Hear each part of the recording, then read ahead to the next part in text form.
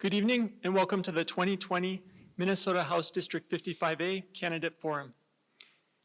This is sponsored by the Shakopee Chamber and Visitors Bureau and hosted here at Shakopee High School. My name is Michael Clem. I'm an attorney at Helmuth & Johnson and a member of the Chamber, and I'm serving as the moderator this evening.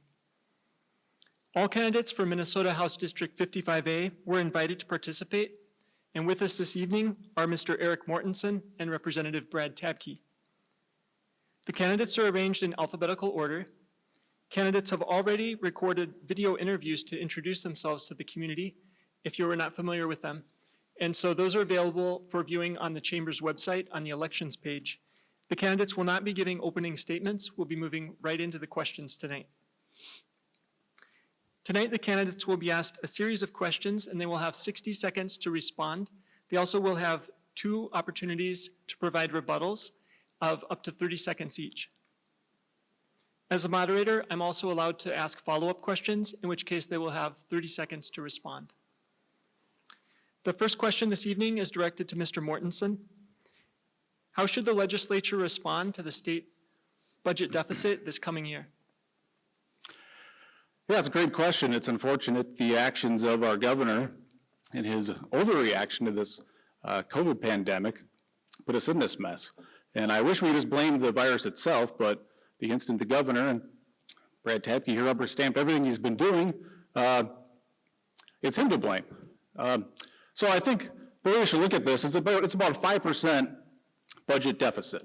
And I know as a business person, if you were to go to any of the business owners in Shakopee and say, after this whole COVID ordeal is over, what would you think if you only missed your budget revenue by 5%? And they would be ecstatic. They would be doing cartwheels in the streets about it, because I've been talking to the business owners in town, and they're getting hammered right now. They're down 20, 30, 40% in revenue. So it's simple. We just need to go back to 2017 spending levels. Mr. Tabke, how do you believe that the state legislature should respond to the budget deficit? Thank you so much. And first, I just want to say thank you very much to the Chamber. Thank you, Michael, for being moderator tonight. Thank you, Angie, for putting this together. And thanks to the Public Policy Committee for all the work that you guys do to make sure that Shakopee and Shakopee residents are informed as to what's happening in the elections here in our community. And so with the question, the economic issues that we're having in the state of Minnesota right now are going to be the #1 thing that we are working on throughout the 2021-2022 sessions to get Minnesota back where we were just a few short months ago, and so to pull everything back together again. And so we had really good news yesterday that the deficit isn't as bad as we thought it was going to be. We're starting to make some progress and businesses are getting back together. So, but it's going to take a lot of work, and it's going to take a lot of people building relationships, a lot of people working together to have a balance of different things between expenses, cutting expenses, as well as raising revenue. So there's going to be a lot of work that has to get done, and people have to work together and find compromises to get there. Mr. Tabke, do you support business closures or business occupancy restrictions during this COVID-19 pandemic? Yeah, this is one of the most important things that we've got going on right now is a solid balance between the economy and keeping people safe is really, really critical. So I'm extremely proud of where we're at today. It has taken us a long time, a long ways to get here. And if you look at what's happening in Minnesota compared to Wisconsin, compared to Iowa, compared to South Dakota, North Dakota, with where they're at for COVID cases right now and deaths, which they're skyrocketing all the states around us, we're doing a good job of keeping people in the state of Minnesota safe. And then when you balance that with the fact that we're having better than expected economic results as we got yesterday from that news, we are headed in the right direction. Now, I'm really proud of the work that we've done together with Governor Walz, but also we've worked and pushed back on a lot of different things that he has been doing through the COVID crisis that we're dealing with. This is a pandemic, and Shakopee residents understand that we're there and want to work together to find solutions. Mr. Mortensen, do you support business closures or business occupancy restrictions during the COVID-19 pandemic? Yeah, that is a challenging issue, and it's certainly the most challenging issue of certainly 2020. But I have to say, Brad, you haven't stood up to Tim Walz at all. You voted 7 times to consolidate all power in the state to one person. 7 times. There's been no pushback, and I'm surprised to hear he's proud of this supposed balanced approach. This has not been a balanced approach.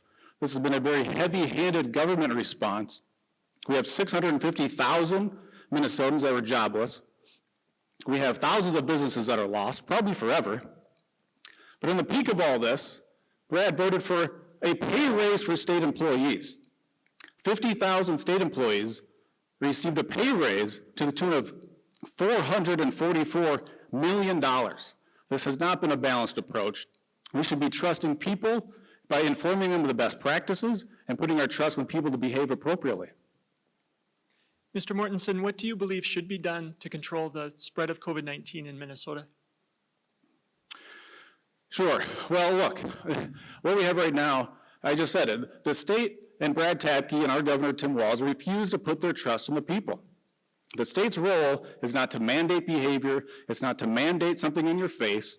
The state's role is to protect our rights and to inform us with what we've learned about this virus and put the trust in the people to behave appropriately. Nobody's interested in death. I'm not interested in dying. I'm not interested in killing other people. So we should put our faith in the people. And when our elected leaders, like Brad and Governor Walz, refuse to put their trust in the people, it makes the people no longer trust them. Mr. Tabke, what do you believe should be done to better control the spread of COVID-19 here in Minnesota? Thank you, and I'll reiterate the fact again that I'm extremely proud of where we have gotten to today. If you look at the states around Minnesota, what we're doing today is working. It's not perfect, it's not great, it's not meeting every single need that we have in the state, but it is working on doing one of the number one things that the state has to do, is to keep the people of Minnesota safe, and that is one of our main jobs that we must do as a state, and we're working together to get that done. As well, the people of Shakopee understand that this is a pandemic. We are in a crisis today. This is something that we must continue to work together on. My opponent has thwarted mask mandates. Masks are scientifically proven to be making sure that we are not spreading COVID, that we are making sure that we're keeping our friends and keeping our neighbors safer. We are making sure that we are doing that together. And it's critical that we wear masks. It's critical that we lead and wash our hands. It's critical that we maintain distance throughout as we're working together in groups. So it's a really important thing, and we'll continue to work on this together. And Mr. Mortensen, I believe you have a rebuttal. I do. You know, this whole entire COVID thing, he talked about masks have been proven scientifically to do something. The CDC just came out, I think it was yesterday, and showed that 85% of the new cases over the month of July came from people who always wear their masks. So there's all sorts of other research out there that shows that that is simply not a fact. Mr. Tabke, what do you believe should be the respective roles of the state legislature and the governor with respect to the pandemic?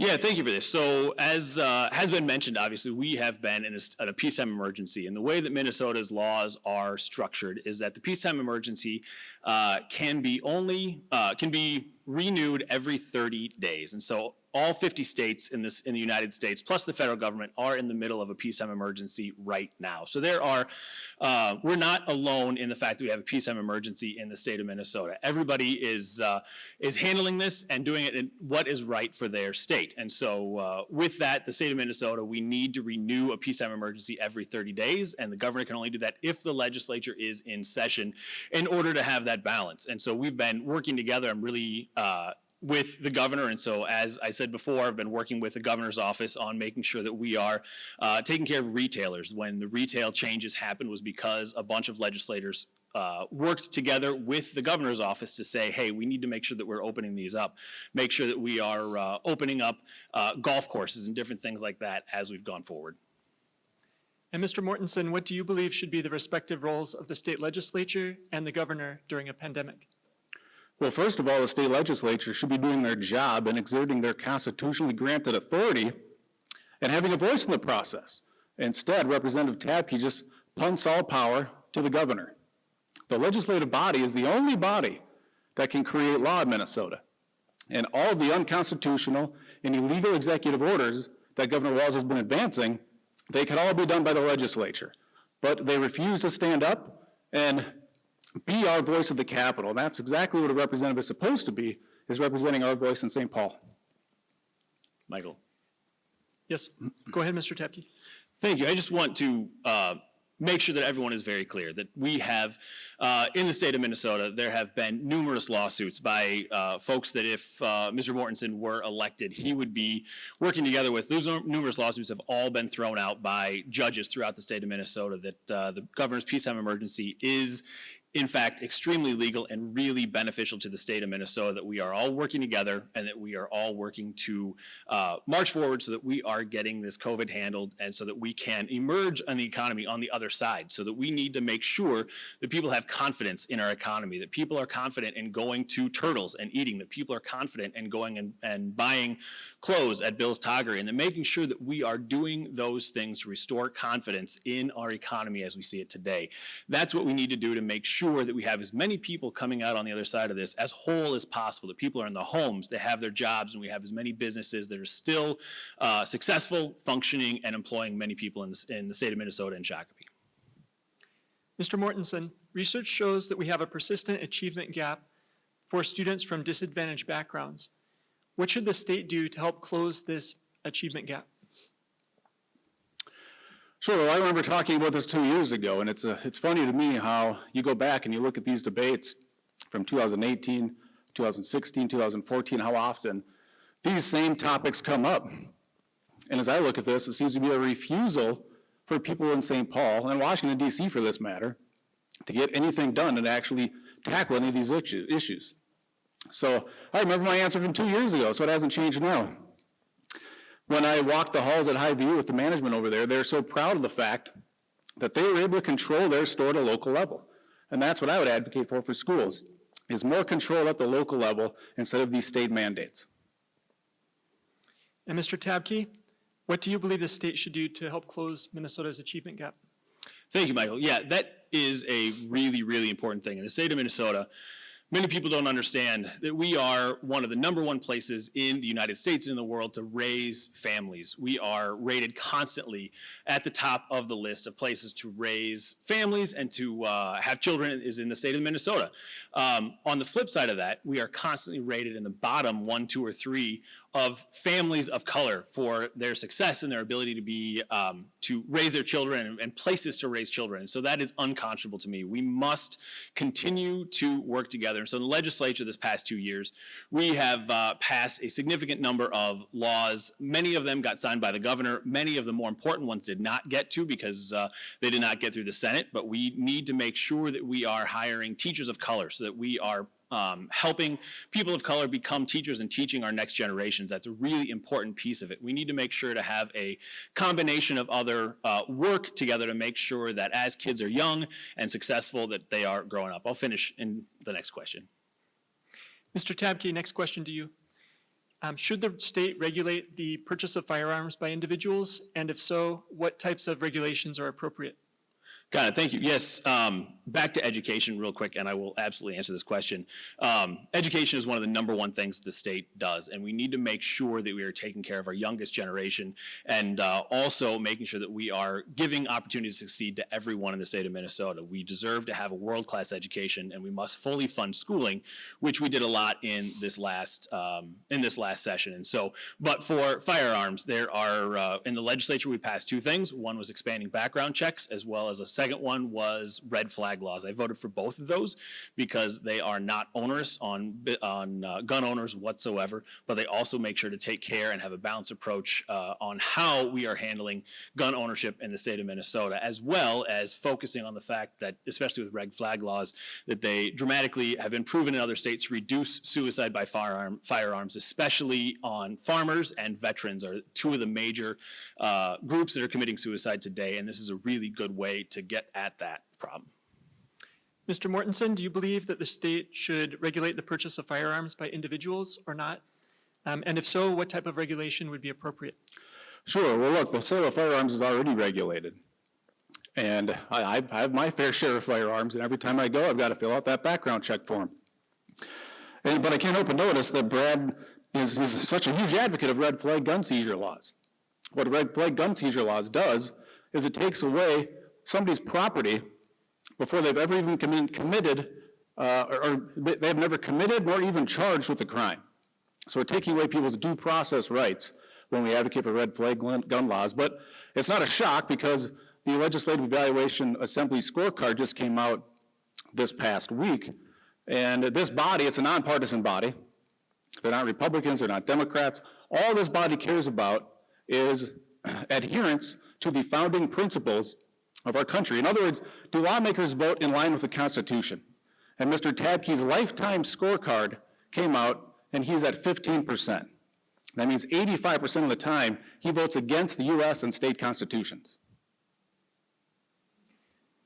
Mr. Mortensen, in your view, what is the most important issue facing the state of Minnesota now?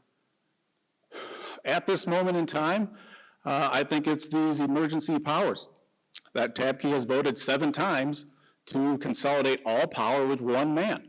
That is not the American way. That's not how we do things here. That's not the America that I want my children to live in. We should be giving equal responsibility and equal power to all 3 branches of government, not having our voice stripped away as a community when our state representative, who's supposed to be our voice, refuses to assert himself and instead just gives all power to one person. Mr. Tabke, what do you see as the most important issue facing the state? Yeah, thank you, Michael. I see the most important issue facing our state right now as a combination of things. One, COVID, and making sure that we are taking care of people and the economy as we move forward, and making sure that we, like I said earlier, come out on the other side of this as healthy and as stable as we possibly can be. But that's really, really difficult for what you just saw from my opponent's answers, because divisiveness and just the absolute inability to work together as people is really, really frustrating. And people in Shakopee and people in the state of Minnesota are just tired of that type of rhetoric. They're tired of people not wanting to work together. And that starts at the top in the United States. And we need to make sure that we are working together. I've worked really hard with Senator Pratt, with Representative Albright, with folks across the aisle to get a lot of work done for Shakopee, from getting money for transportation, making sure that we are funding education, and a variety of different bills that people can find if they go to our website. And Mr. Mortensen, I believe you have a rebuttal. Yeah, I do. I'm glad that Brad touched on what people in Shakopee are tired of. Because what I hear people in Shakopee are tired of is Brad Tabke's refusal to listen to anybody. He just ramrods through whatever it is he thinks is best for us and refuses to listen to the community. And people are absolutely tired of that. He didn't listen about the community center when he was mayor. He's got a backdoor plan for the Spuck issue coming up, where he's going to strip our voices away again and try to advance a bill and just allow a simple majority of the city council to take over Spuck. He just repeatedly does not listen to the citizens of this community, and that's exactly what people are tired of. Mr. Tabke, many individuals and businesses struggle to cover the high cost of health insurance. What do you believe is the best way to make healthcare affordable and accessible for all Minnesotans? Thank you. Yeah, this is an absolutely critical thing. In 2018, this was one of the #1 issues that we talked about a lot, was healthcare. And I am a very big proponent of Medicare for all. There is a system that works really well in the state of Minnesota and the United States, and we should make sure that everybody has access to that system that's already working well. And so it is putting people out of business. It is stopping people from starting new businesses. It is making people quitting their jobs and being entrepreneurial a really difficult thing. And so we need to make sure as a state that we are supporting workers and making sure that we have a healthy workforce. More people go bankrupt from lack of health insurance than anything else in the state of Minnesota. And this is a problem that we must work together to fix. Mr. Mortensen, in your view, what is the best way to make healthcare affordable and accessible for all Minnesotans? Yeah, well, it is a great question, and I had to make a note that Brad says he's a big supporter of Medicare for all. When I said he was a supporter of Medicare for all 2 years ago, he said that wasn't true. So I don't know if he's lying now or lying then. But look, the issue with any of these industries where you see costs exploding, whether it's housing, whether it's education, whether it's healthcare, there's one common thing that they have, and that's the heavy hand of government is way more involved in these industries than most others.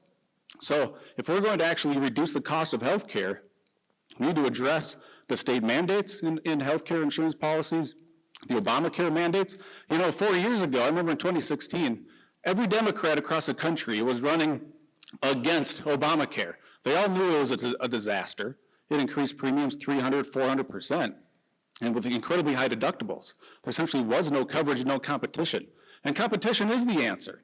We need more competition, we need more choice, and we need price transparency.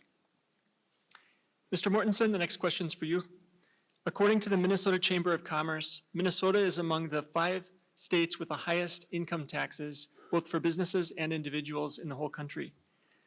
Should Minnesota lower its income tax rates to be more competitive? 100%, absolutely. We're one of the top 5 highest tax states in the country, and these studies come out year after year. We're always in the top 5, maybe even higher. So what I want to push for is to make Minnesota, put us on the path of being a zero income tax state. So we'll start with tax cuts across all brackets, and at the same token, we're one of 13 states that still has a tax on Social Security income benefits. And that has a tremendous impact on our seniors. I door knock a lot, as people know, and I talk to seniors all the time who say they're just being driven out of this state. And it's sad, it's unfortunate, because their kids live here, their grandkids live here, and they're having to separate from their families because they just simply can't afford to live in Minnesota anymore. Mr. Tabke, should Minnesota lower its income tax rates to be more competitive with other states?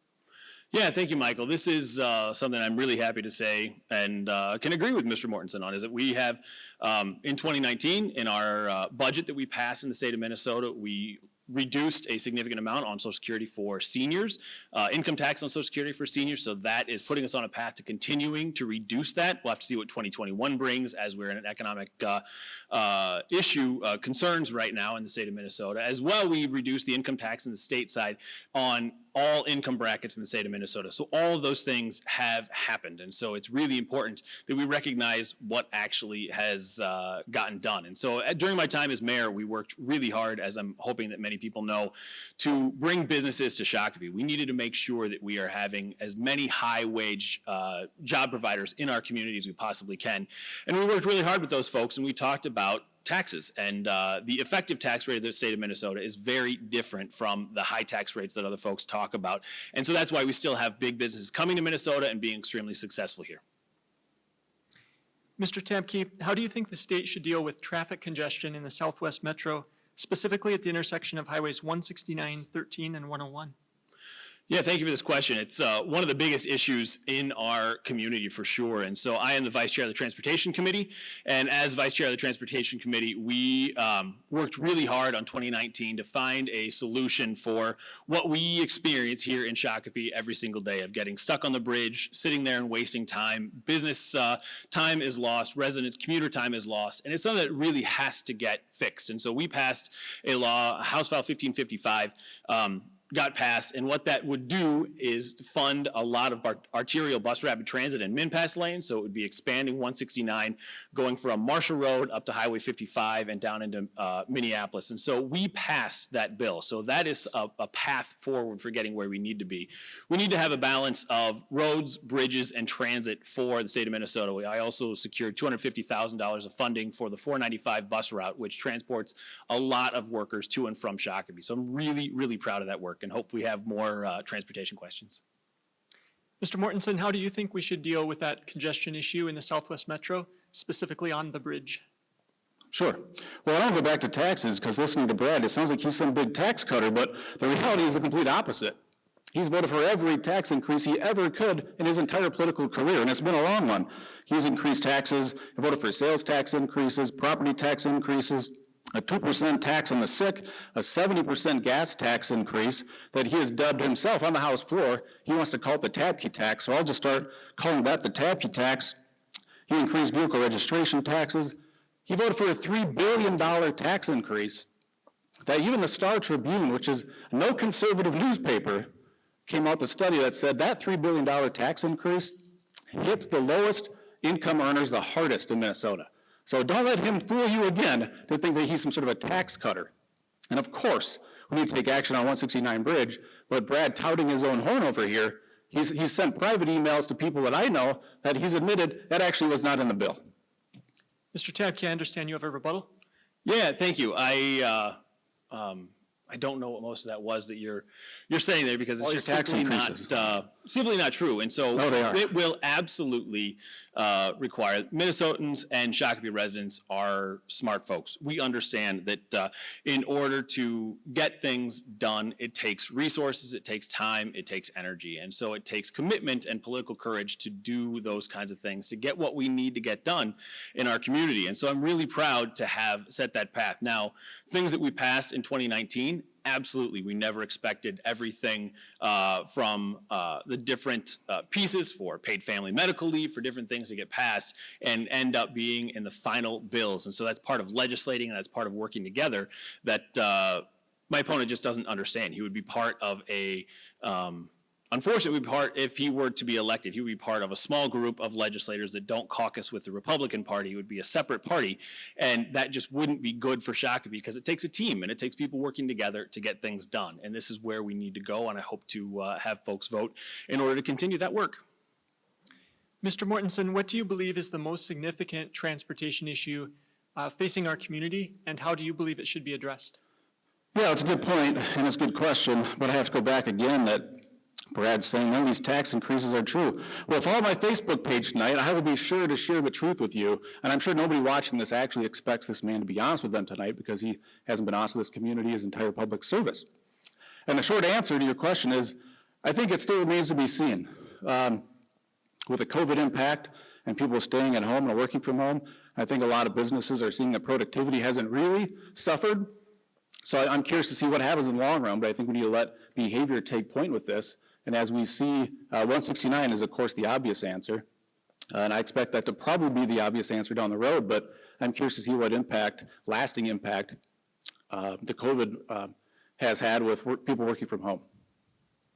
Mr. Tabke, what do you see as the most significant transportation issue facing our community, and how do you believe it should be addressed?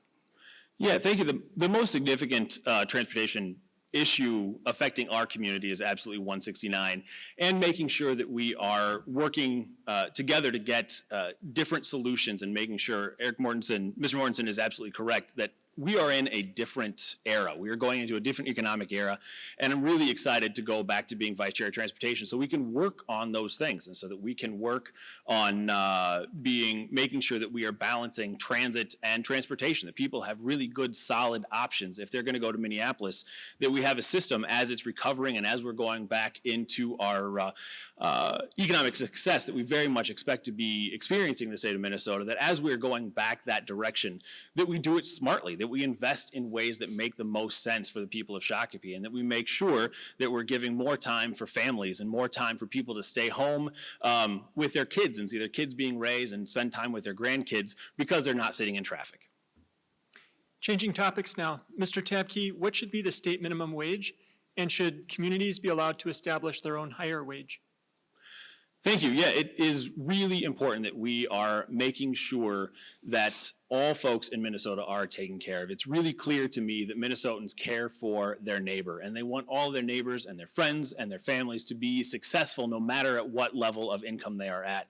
And so in Minnesota, we need to make sure to look at making sure that we are propping up the people who need the most in the state. And so there are many places where it makes sense that a $15 an hour minimum wage absolutely makes sense to make sure that families are able to pay all their bills, make sure that families are able to cover the costs that they have. Those types of things need to happen, but it can't be a one-size-fits-all solution. There needs to be making sure that we are handling different areas of the state differently if that makes sense for those areas. And so we will, and yes, absolutely, different locations. I'm very big on local control and feel that individual localities should be able to take and make sure that they are making decisions for their communities that are in their best interest.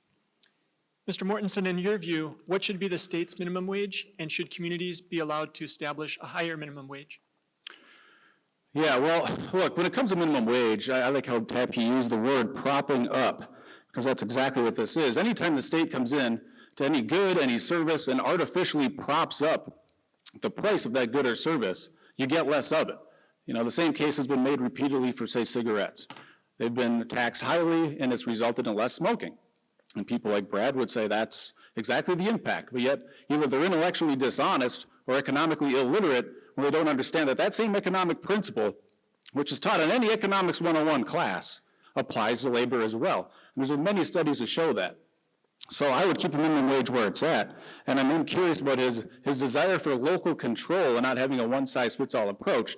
Yet he continuously rubber stamps Governor Walz's one-size-fits-all, heavy-handed approach to COVID.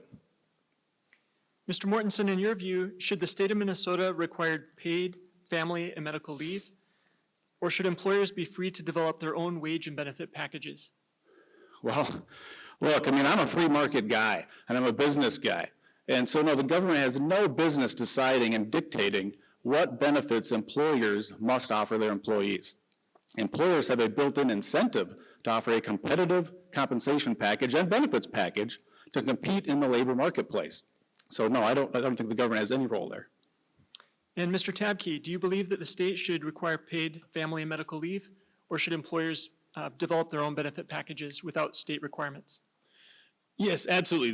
The state of Minnesota should require paid family medical leave. And so when this issue first started coming up in the legislature in 2019, I was sitting at the chamber annual meeting and talked to a group of, it was about 10 folks that were at Canterbury Park, and talking to them about paid family medical leave and why I felt that this bill was really important for especially small businesses and families here in Shakopee.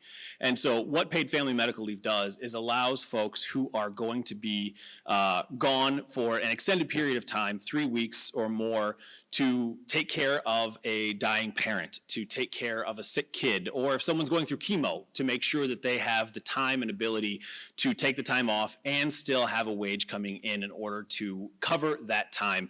And so this will help small businesses compete with larger businesses, because small businesses just can't afford to have the same amount of benefits as big businesses do in the state of Minnesota. And so it will help families, it will help small businesses, and it will help seniors who are wanting to spend time with their families.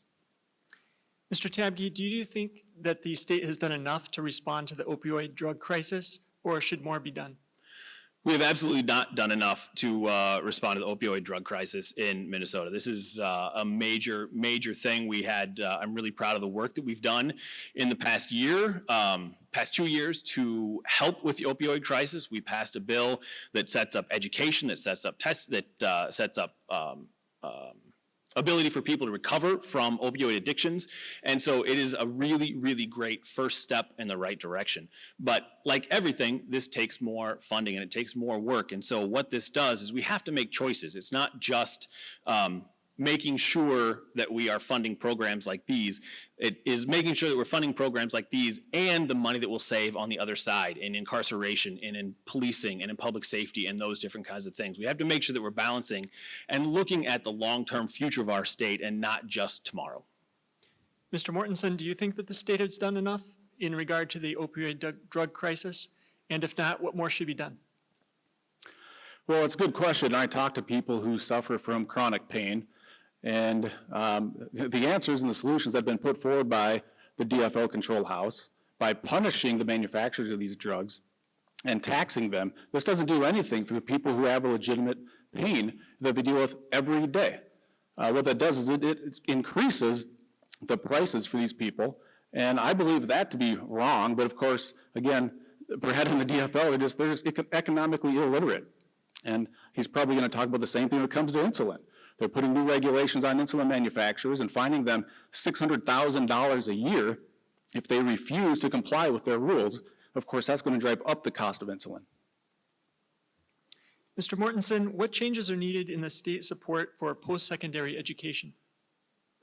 Well, I'm a big fan of post-secondary education. My wife used it, and she's an incredible advocate for it. So that's a program that I'd like to protect. And when it comes to these meaningful things, I think it comes down to prioritization of spending and making sure that we're putting things forward that set up our youth for success and save from additional college debt that they don't need to take on. And Mr. Tabke, what changes are needed, in your view, in state support for post-secondary education? Yeah, thank you. This one is incredibly important. Students are suffering significantly right now, and they have for the past decade, with student debt and making sure that they are overburdened by student debt. So we've in Shakopee seen a significant number of students who graduated from college, went somewhere else, and can't move back home because we don't have enough rentals available, because they are unable to get a mortgage to buy a house because they have so much student debt. And so we need to make sure that we are reducing the cost of post-secondary education. And by doing that, we freeze post-secondary education costs like we worked on in the House.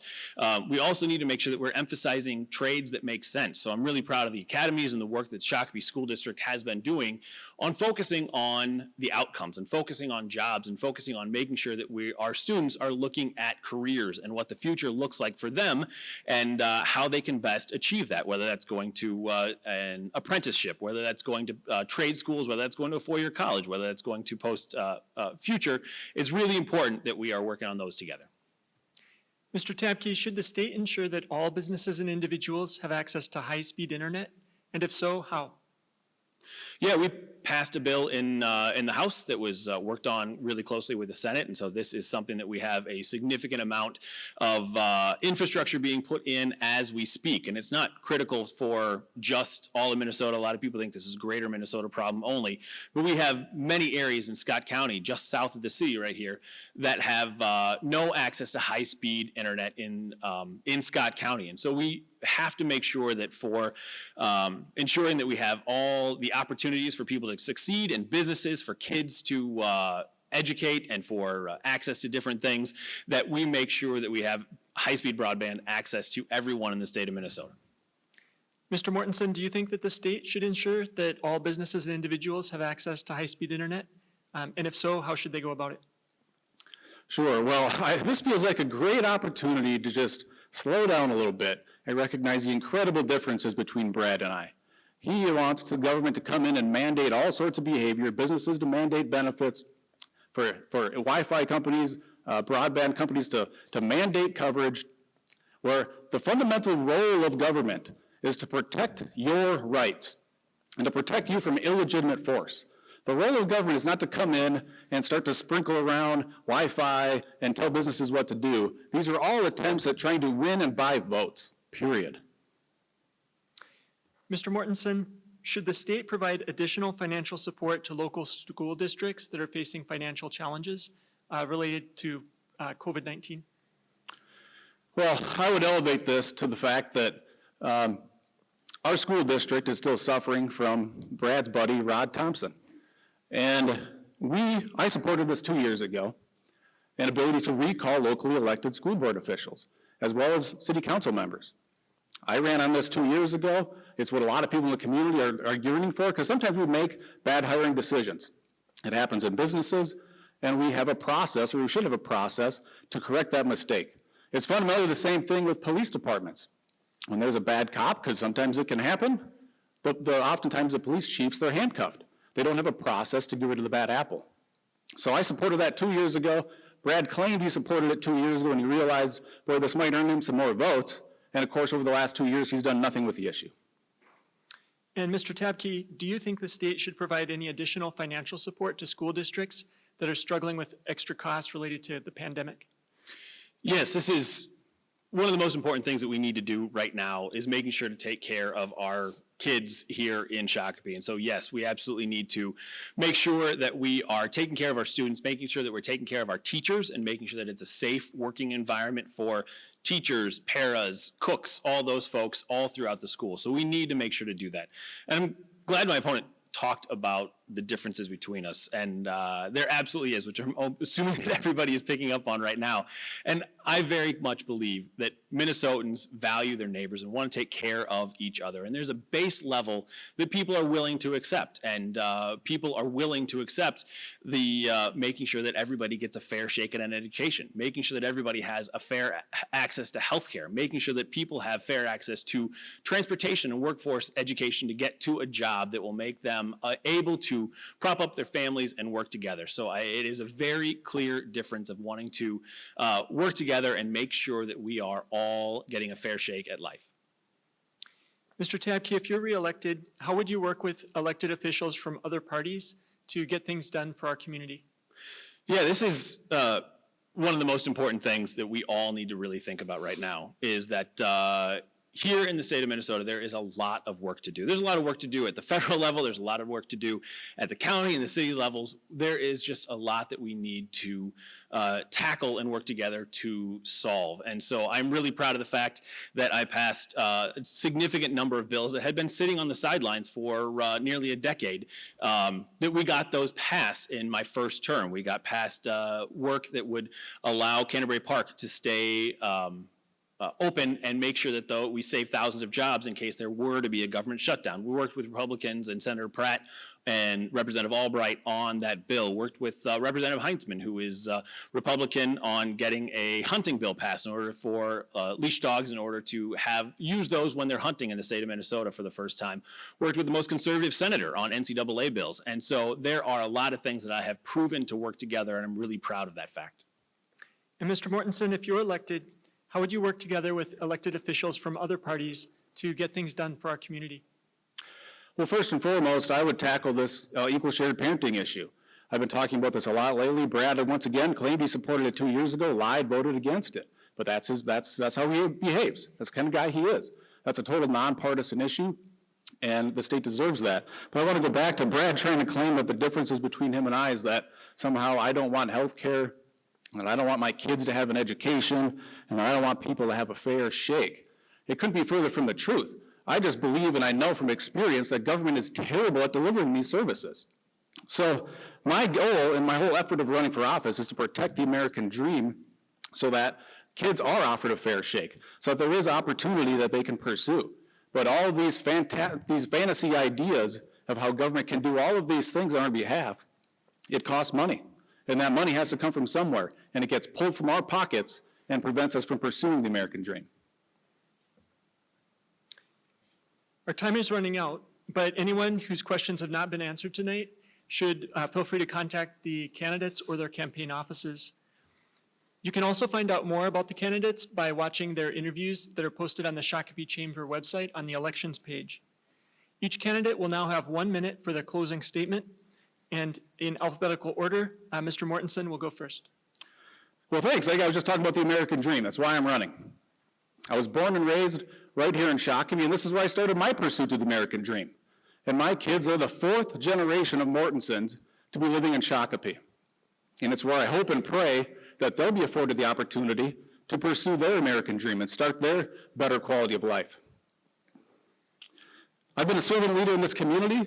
The last 6 years alone, I have donated over $100,000 back into Shakopee. People who have reached out and said, my husband's coming home from the Mayo Clinic. We need to have superb indoor air quality in my home. We went and cleaned those air ducts for free. I've also worked on so many homes around town for free that have flooded over the last 3 years. I do this because I care about this community. It's where I want to be, and that's where I want my kids to be. I'm the only candidate up here that's pledged to support term limits, that pledged to never raise your taxes, and I'm by far, obviously, the only candidate here that is willing to put my trust in you, my neighbors, with more freedom before trusting government bureaucrats with more power. Mr. Tabke, please share your closing statement. Thank you so much, and thanks to everybody who has tuned in to watch this. It's an honor to serve in our community. I absolutely believe that Mr. Mortensen and I both want what is better for our communities and make sure that we are taking care of each other and that we get to the next steps in the state of Minnesota. And with that, we just have very different, divergent views as to how we get there. And so as you may know, I used to be the mayor of Shakopee. I was the chair of the Shakopee Chamber of Commerce at one time, and also worked really hard on making sure that we are elevating our community, moving Shakopee forward. And so I want to continue that work in our community, and I really ask for your vote as we go into this election cycle. Everybody needs to remember that they can vote every single day. They can vote by absentee ballot. They can vote in person at Shakopee City Hall or on November 3rd as we get into this election. So I thank you very much, everyone, for your time, and really look forward to working with everyone again if I earn your trust and support. As we close this part of our discussion, please remember that the views expressed in tonight's debate are those of the candidates and not of the Shakopee Chamber of Commerce and Visitors Bureau. The Chamber sponsors this event as a service to the community and we've gone to extraordinary lengths to ensure the objectivity of this forum. The Chamber does not endorse any candidate. Instead, we seek to provide the businesses and voters of Shakopee with the information that you need in order to make informed choices when you vote. Thank you to the audience this evening and to Shakopee High School for hosting our event. On behalf of the Shakopee Chamber and Visitors Bureau, thank you to all of our candidates, both of our candidates. We appreciate your time and your service to our community. Election Day is Tuesday, November 3rd. Please remember to vote.